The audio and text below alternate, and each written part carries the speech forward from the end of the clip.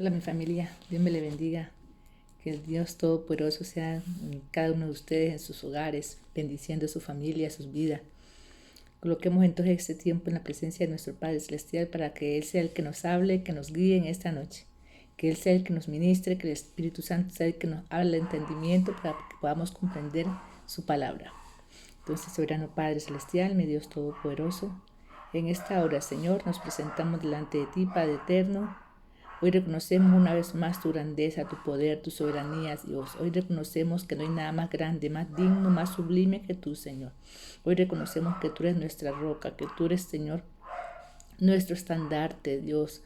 Que tú eres, Padre, nuestro socorro, que tú eres nuestro Dios, el Todopoderoso. Que tú eres nuestro escudo, amado Padre Celestial. Hoy te damos gracias, Señor. Hoy te bendecimos, Padre. Hoy te pedimos, Dios, que seas tú el que obres en cada una de nuestras vidas, que seas tú el que hables a nuestros corazones, que seas tú el que ministres, Señor, que seas tú el que nos redarguya, que nos permitas entender tu palabra, Dios. Esta palabra que es viva y es eficaz, Señor. Esta palabra que transforma, que cambia, Dios. Esta palabra que penetra, Dios, a cada una de nuestras vidas, en nuestro corazón, Padre eterno, para que haga de nosotros unas personas diferentes, Padre amado. Hoy te damos gracias, Dios, por tu presencia. Gracias por ese aliento de vida. Gracias, Señor, porque tú eres el que te mueve en cada uno de nuestros hogares, Padre. ¿Qué seríamos de nosotros, Señor, sin tu presencia, Padre amado? Hoy colocamos nuestras familias en tus hijos, Señor, desde el más pequeño hasta el más grande, Dios. Te pedimos que seas tú obrando, Dios, que seas tú, Dios, colocando un cerco en cada uno de nosotros, cada una de nuestra familia, Dios, que seas tú colocando, Dios, tu sangre poderosa, Señor, desde la cabeza hasta la planta de nuestros pies, Padre. Que seas tú, Dios, haciendo de nosotros, Padre, tus hijos, Padre eterno. Que te amemos, Dios. Enamóranos de ti, amado Padre Celestial. Te damos gracias, te bendecimos, colocamos este tiempo en tus manos, en el nombre de tu Hijo Jesucristo. Amén y amén. Bueno, mi familia, hoy vamos a colocar este tiempo, entonces ya como ya lo hicimos en la presencia del Señor, ahora vamos entonces a leer este libro de Deuteronomio, capítulo 32, versículo 48 al 52. Y dice: Y habló Jehová a Moisés aquel mismo día diciendo: Sube a este monte de Abarín, al monte Nebo, situado en la tierra de Moab, que está al frente de Jericó, y mire la tierra de Canaán, que yo doy por heredad a los hijos de Israel. Y muere en el monte al cual subes, y sé unido a tu pueblo, así como murió Aarón, tu hermano, en el monte Hor, y fue unido a su pueblo. Por cuanto pecasteis contra mí en medio de los hijos de Israel, en las aguas de Meribá, de Cades, en el desierto de Sin, porque no me santificaste en medio de los hijos de Israel. Verás por tanto delante de ti la tierra, mas no entrarás allá, a la tierra que doy a los hijos de Israel. Bueno, entonces, ¿qué estamos viendo ahí? Estamos viendo que ya Moisés, pues ya Dios le dijo que ya que iba a morir, y Dios le dice que suba. Y cuando Moisés sube, pues le muestra toda esa tierra prometida, le muestra toda la tierra que los israelitas iban a conquistar, y la tierra que Dios había prometido, le prometió a Abraham para toda su descendencia. Pero le dice: por cuanto no me santificaste, pecaste, dice, entonces no entrarás a esa tierra, nada más la puedes apreciar desde acá lejos. ¿Ya? Y en ese instante fue cuando Moisés ve todo eso, Dios le dice que no va a pasar para allá, y ahí mismo Moisés muere, y Dios mismo entierra a Moisés. Nadie supo hasta el día de hoy, dice la palabra, que nadie sabe dónde fue enterrado Moisés. Se supone que fue allá, porque allá es donde Dios le dice que suba, y que allá era donde iba a morir, pero nadie sabe dónde fue enterrado. Entonces, ¿qué estamos viendo aquí, familia? ¿Qué pasa? ¿Quién es Moisés? Vemos que Moisés fue criado, fue hijo de una pareja de israelita, pero en el tiempo de Moisés hubo un decreto que iban a matar a todos los niños. Entonces Moisés, la mamá lo mete en un río, y en ese río pues lo encuentra la hija del faraón, y ella lo toma como su hijo, y Moisés se cría ahí en ese reino donde fue instruido ahí. A los 40 años, cuando cumple 40 años, Moisés, a raíz de un incidente que tuvo, él en defensa de que la sangre la sangre llama, entonces él vio un incidente, y él le dio rabia a ese incidente y mató a un soldado egipcio. Y a raíz de eso él sale huyendo. Allá en el desierto, Dios lo trata, Y cuando ya Dios ve que ya está listo, le dice que lo manda a que iba a ser el libertador del pueblo de Israel, que estaba cautivo, que estaba oprimido en Egipto. Entonces a raíz de ese momento Moisés, pues ya mucha historia ya conocemos, Moisés es el que se encarga pues de llevar, de sacar ese pueblo de allá de Egipto y de llevarlo pues primero que todo, ¿a dónde lo lleva? Al desierto, pero no porque Moisés quiso llevar al desierto, no, que Dios era que lo iba guiando y Dios lo llevó hasta el desierto.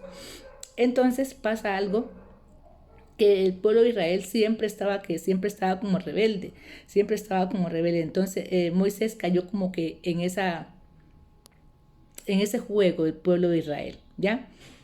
Entonces, ¿qué fue lo que hizo Moisés? Entonces, para que Dios le dijera eso, que no iba a entrar a la tierra prometida. Y miremos lo que dice Números, Números 20, 10 al 12, dice, y reunieron Moisés y Aarón a la congregación delante de la peña.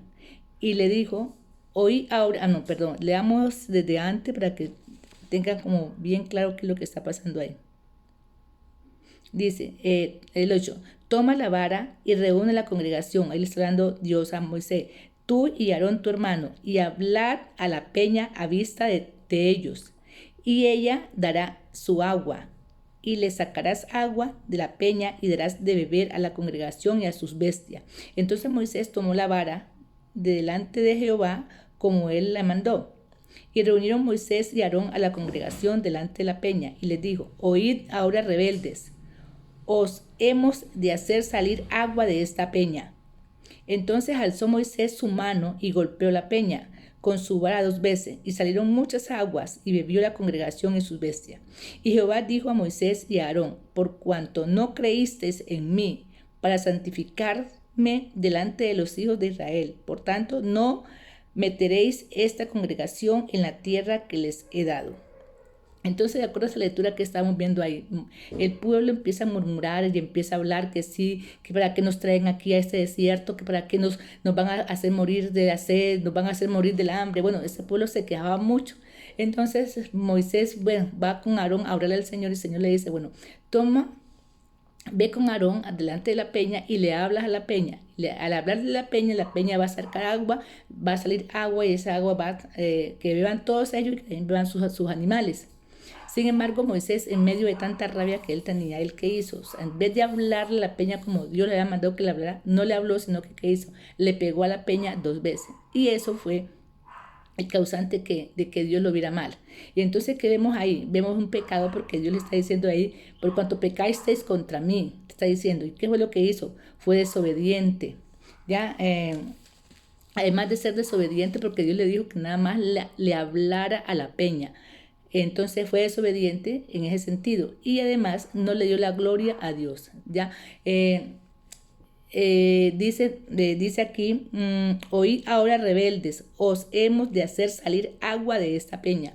O sea, no dio a entender que era Dios el que le estaba diciendo que era el que les iba a dar el agua. Entonces Moisés prácticamente, ¿qué es lo que hace ahí? Ofende a quién, ofende a Dios, porque no le da la honra, no le da la gloria a Dios, y desobedece a lo que Dios le había hecho. Entonces eso fue una ofensa para Dios. Y le dice a Moisés, desde ese momento, Moisés ya sabía desde ese momento que no iba a entrar a la tierra prometida, que esa tierra además la iba a ver de lejos, que él no iba a entrar. ¿Ya? Y cuando vemos nosotros, ante todo esto, lo que estamos viendo en cuanto a eso que Moisés hizo, que en vez de hablarle a la peña, lo que hizo fue pegar a la peña, vemos ahí entonces que eso tuvo unas consecuencias, y las consecuencias las miramos ¿dónde? En el versículo 51 dice, porque no me santificaste en medio de los hijos de Israel, verás por tanto delante de ti la tierra, mas no entrarás en ella. ¿Ya? Entonces vemos que esta es una consecuencia. ¿Cuál es la consecuencia que le decía a Dios? Que iba a ver nada más la tierra, que la tierra la iba a ver de lejos. No iba a entrar ¿dónde? No iba a entrar a la tierra. No iba a entrar. Y cuando decimos nosotros, pues, ¿y acaso eso fue como mucha cosa?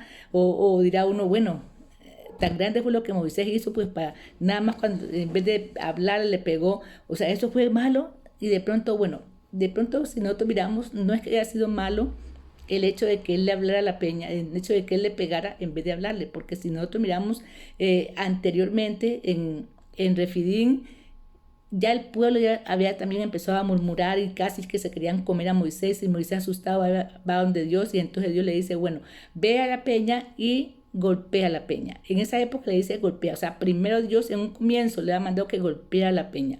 Ya, entonces no era que era malo el hecho de que él golpeara o que él le pegara la peña, porque en una ocasión ya lo había hecho, pero no era lo que Dios quería en ese momento. En ese momento, dice el apóstol Pablo que ese momento, cuando le pega la primera vez a la peña, esa peña representaba a Cristo. Entonces ya le había pegado a la peña. Y esta vez nada más, bastaba nada más con que le hablara a la peña. Pero entonces, ¿qué es lo que pasa? Que Moisés, en vez de hablarle, le pega. O sea, es como la actitud que tenía Moisés en ese momento. ¿Qué es lo que pasaba con Moisés? Moisés estaba como cansado, estaba como aburrido, yo creo, de ver ese pueblo tan rebelde, ese pueblo que todo se quejaba, ese pueblo que nada le gustaba, ese pueblo malagradecido. Entonces, Moisés, ¿qué hace? Se enoja. Pero entonces hay un primer error en Moisés, enojarse. La palabra dice, aireados pero no pequeños, o sea, sí, nos puede dar rabia, pero tenemos que mantener que la cordura, mantener la calma, y mucho más cuando se es líder como el líder que era Moisés en esa época, o sea, entonces no hay que dejarse llevar por la ira ni por la rabia de lo que está pasando en el momento, tiene que tranquilizarse, y Moisés seguramente no estaba tranquilo, estaba con rabia, porque en la forma que vemos que él le habla ahí al pueblo de Israel, le habla es como con rabia, entonces que seguramente a Moisés se le olvidó, digo yo, que seguramente a Moisés se le olvidó, que en vez de hablarle a la peña, en vez de hablar a la peña, le pegó, se le olvidó. ¿Por qué? Porque en medio de la rabia que estaba. Y cuando nosotros miramos nosotros aparte, vemos que el pueblo de Israel siempre estaba de rebelde, siempre estaba por cualquier cosa, nada le gustaba al pueblo de Israel. Entonces nunca se dieron cuenta ellos que Dios estaba probando el corazón de ellos. Cuando Dios lleva al desierto a alguien, y cuando hablamos de desierto, en este momento no es un desierto físico, sino es un desierto figurado. Desierto, esos son los problemas, las aflicciones, las angustias, el dolor, la tristeza. Todas esas situaciones que uno pasa son como desierto. Entonces, cuando Dios lleva a ese desierto a alguien, es para probar el corazón de la persona. En ese tiempo, Dios, ¿qué estaba haciendo? Probando el corazón de ¿quién? Del pueblo de Israel. Desde que lo sacó de allá, era probando el corazón, y por eso lo llevó hasta ese desierto. Porque Dios de una vez pudo haberle dicho, bueno, de una vez cojan la ruta, de una vayan a la tierra prometida, y dice que la palabra que eso nada más duraba 11 días, ese viaje nada más que ellos tenían que hacer de Egipto hasta donde tenían que ir duraba 11 días. ¿Y cuánto tiempo terminó durando ese paseíto que Dios les hizo dar a ellos? 40 años. ¿Por qué? Porque ellos nunca entendieron que Dios estaba probando su corazón. Ellos siempre estaban de rebeldes, siempre estaban de desobedientes, siempre estaban murmurando, todo lo murmuraban, todo lo criticaban.